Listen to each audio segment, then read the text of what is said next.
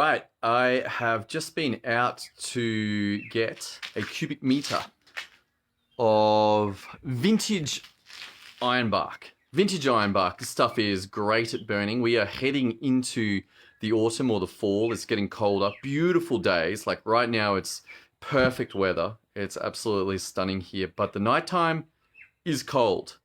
And I go out to my wood guy and get the wood, and we're discussing my poor fire. Right now, it's very difficult to start the fire in my house, and it's like, hey, what do you think's going on? He's like, well, so most likely it is that there's a bunch of soot and stuff just sitting above the airflow, and it's kind of blocking it.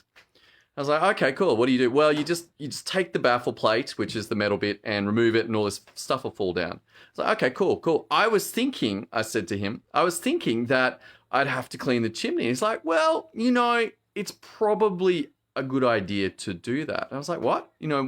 If the problem is the soot and I get rid of that, I'm good to go. And he's like, yeah, that's great, but when was the last time that you cleaned your chimney? And I'm like, well, probably like 2, maybe 3. I don't really know.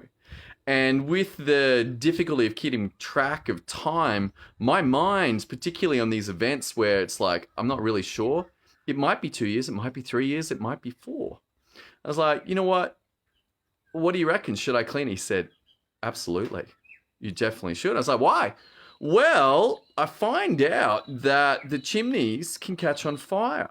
I was like, great, that's not good. That doesn't sound good. He said, yeah, it's not good because the next thing that happens after your chimney catches on fire is then your roof catches on fire and your house burns down. And I don't know if you can see, but you can see, here's my house here. Like it's that is a wooden house. It's a wooden house and it's got a chimney in it. And I'm like, okay. So here we have an example of a very dangerous system. Why? Well, it's got catastrophic downside risk. Okay, the house burns down.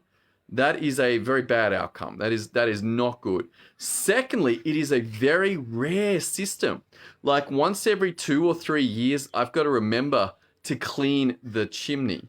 Like that is something that if it is not tracked and it doesn't go in some kind of system to say, hey, it's time to remember to clean the chimney.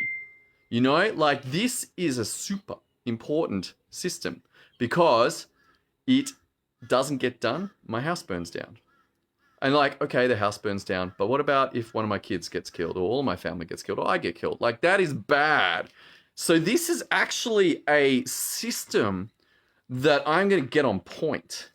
And that's just going to look like a calendar entry every 2 years with an email reminder.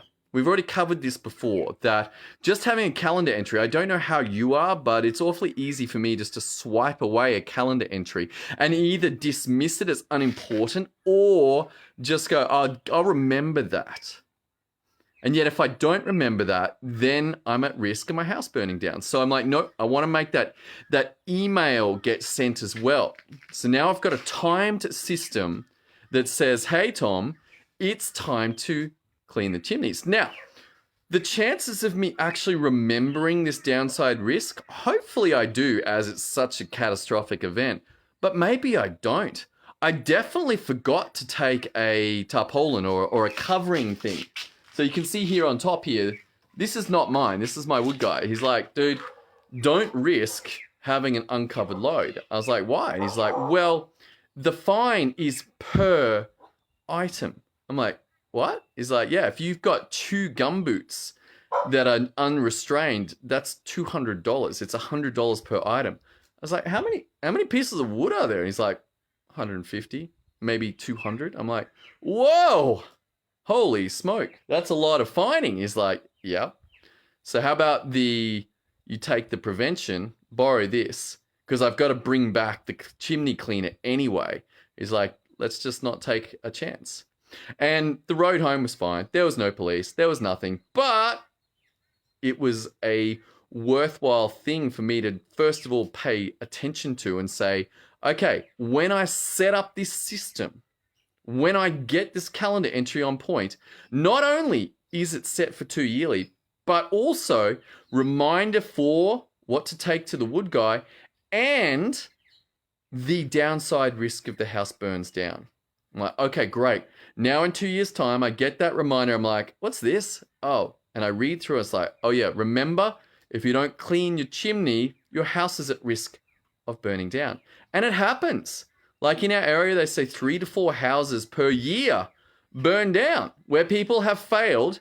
Maybe it was 4 years, maybe it was 5, maybe it was 6, maybe it was 7 years since they cleaned their chimney. But because they failed in that system, they didn't have a calendar entry with the email reminder and the downside risk, their house burnt down. Hopefully no one got killed. So my takeaway from all of this is, hey, some systems are critical. Some things, particularly like this burning of the wood, with the chimney catching on fire, this is something I want to have on point.